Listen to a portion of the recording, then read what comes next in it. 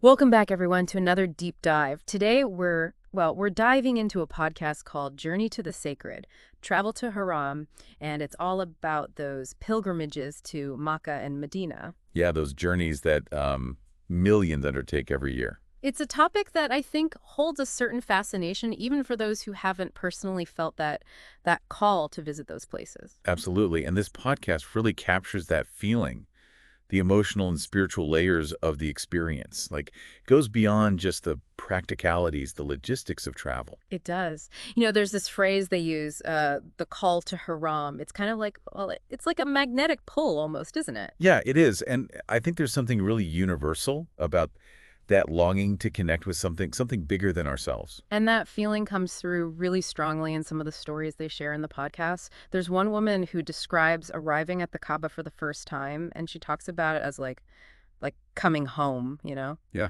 like a homecoming to a place she'd never actually been before. That's amazing. It's like this deep sense of belonging, of finding your place in the world. And it makes you think about the Kaaba itself, right? This cube-shaped structure that's been a focal point for millions of people for centuries. It's powerful stuff, and it makes you wonder, if you were actually planning on making this pilgrimage, where would you even begin? Well, this podcast does a great job of outlining the preparations involved. Yeah. And it's not just the practical stuff, like packing your bags and booking flights. Right, because there's a whole spiritual dimension to it as well. Exactly. And they emphasize this idea of preparing your heart and mind for the experience. They talk a lot about dhikr, which is the repetition of God's name, as a way to kind of quiet the mind and cultivate inner peace. It almost sounds like a form of meditation, wouldn't you say? Yeah, it is. It's about finding that stillness within, even amidst the crowds, the chaos, the intensity of the whole experience. Yeah. Imagine being surrounded by millions of people and yet feeling that sense of peace. That's pretty amazing.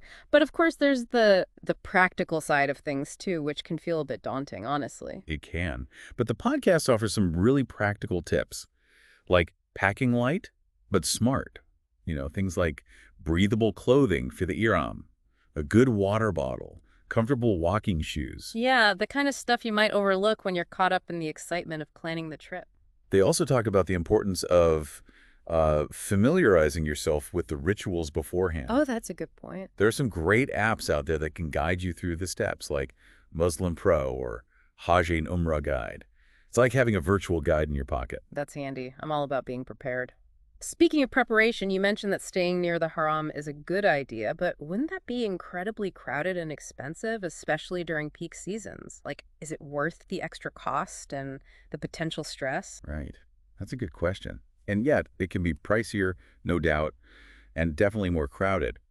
But the podcast makes a good case for the convenience and proximity to the Kaaba. You can easily slip back to your accommodation for rest or prayer without having to fight the crowds or deal with transportation. So it's about prioritizing what matters most during that time. Yeah, it's about maximizing your time for reflection, for prayer, for really immersing yourself in the experience. It's about being present in the moment, not just, treating it as a tourist destination. Exactly. And speaking of being present, the podcast really captures that incredible moment of seeing the Kaaba for the first time. Oh, yeah, they use such evocative language, like seeing the center of the universe, meeting an old friend. I'm curious, from your perspective, why do you think that moment holds such significance for people? Well, it's the culmination of everything, isn't it? All the anticipation, the journey, the years of longing, maybe, well, all leading up to this one moment where you come face to face with this ancient structure that holds so much meaning for so many people. It's history, faith, personal experience, all converging at once. Wow. Just trying to imagine that moment gives me chills. And speaking of emotions, the podcast shares some really personal stories from people who have made this journey. Like, there's an elderly man who finds peace, a young mother navigating Umrah with a toddler, a group of friends who find their bonds strengthened through the experience. What strikes me about those stories is the diversity, right? Like everyone's experience is so unique. And yet there's this common thread of searching for something deeper, something that connects them to their faith, to each other, to something beyond themselves. It shows that this pilgrimage is, well, it's more than just a physical journey. It's an internal one, too. Definitely. It's about transformation, about growth, about those moments of insight and connection that occur along the way. And that actually reminds me of something else they talk about in the podcast. It's about this idea of, how do you actually maintain those feelings, that sense of peace and purpose once you return home. Because that's a whole other journey, isn't it? Integrating this really profound experience back into everyday life. It is. It's kind of like, how do you bring that spiritual high back down to earth, right? Back to the daily grind, the routines, the distractions. Yeah. And the podcast doesn't really offer any easy answers. It's more about this idea of an ongoing practice. Yeah. They talk about the importance of continuing those spiritual habits you cultivated during the pilgrimage, but back in your daily life. Okay, so like what? What kind of habits are we talking about here? Well, like they talk a lot about the practice of dhikr, the repetition of God's name, and how even just a few minutes each day can really help to kind of center yourself, to maintain that sense of inner stillness and connection to something beyond yourself. So it's like bringing a little piece of the Haram back home with you. Exactly. It's not about, leaving the experience behind in Makkah. It's about carrying it within you, letting it shape your perspective, your actions, your interactions with the world. That's a beautiful thought. And it makes you think about not just the individual transformation, but also the ripple effects, the way this experience can impact the people around you as well. Oh, absolutely. It's like, you throw a pebble into a pond and the ripples spread outwards. That transformed self you bring back, it has this potential to influence your relationships, your community, the way you interact with the world. It's like this wave of positivity that spreads outwards from that central experience. Yeah, and it makes you realize that this whole concept of pilgrimage, it's not just about, a physical journey. It's something much deeper and more universal than that. It is. Speaking of universal experiences, there was something the podcast said about documenting the experience, taking photos and videos that really resonated with me. They talked about the importance of capturing memories, but also the need to be fully present in the moment, which is something we all struggle with these days, right? Trying to find that balance between documenting and experiencing. It is a tough one. And I think the podcast had a really interesting take on it. They were encouraging listeners to really be mindful of their intentions when they're taking photos. Yeah. Like, are you taking a picture to truly capture a memory, or are you more focused on creating a certain image of yourself for others to see? Oh, that's a really good question to ask yourself. I know I'm guilty of that sometimes.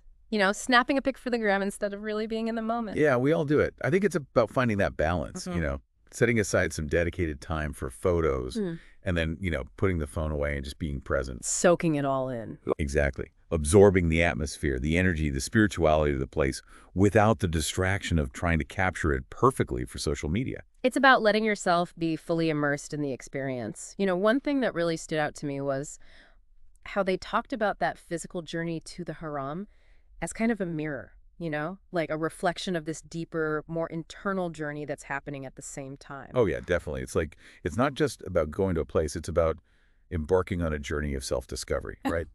A search for meaning, a search for connection. Totally. And that really resonated with me because I've definitely felt that pull in my own life, like that urge to step outside of my comfort zone, challenge my own perspectives, seek out something something that transcends the everyday.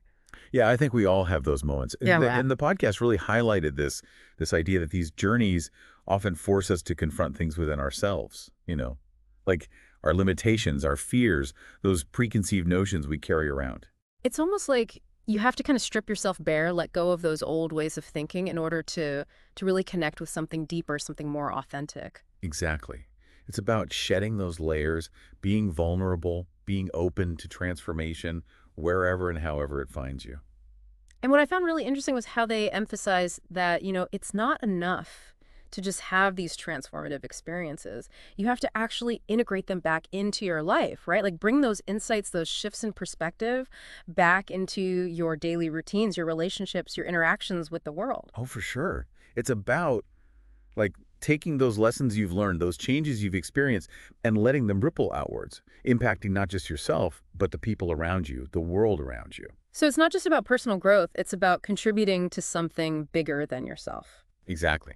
And that, I think, brings us back to the heart of what we've been discussing today, this idea that pilgrimage, whether it's a literal journey to a sacred place or a more internal journey of self-discovery, has this power to change us. It has this power to connect us to something larger than ourselves, to give meaning and purpose to our lives. It's inspiring, isn't it, to think that even in our busy, chaotic, modern world, these kinds of transformative experiences are still possible. And they're accessible to everyone, really, regardless of your background, your beliefs, your circumstances. So as we wrap up our deep dive into Journey to the Sacred, I'm left with this sense of, well, a sense of awe, I guess, and just this renewed appreciation for the power of pilgrimage in all its forms. Yeah. And for me, the biggest takeaway is this idea that these journeys, they're not just about reaching a destination, they're about this ongoing process of becoming.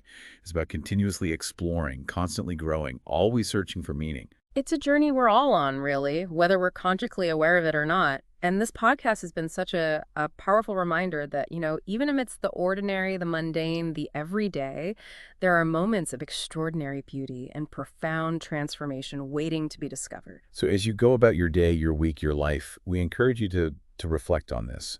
What journeys are calling to you? What inner landscapes are waiting to be explored? What transformations are you ready to embrace? Until next time, keep seeking, keep exploring, and keep diving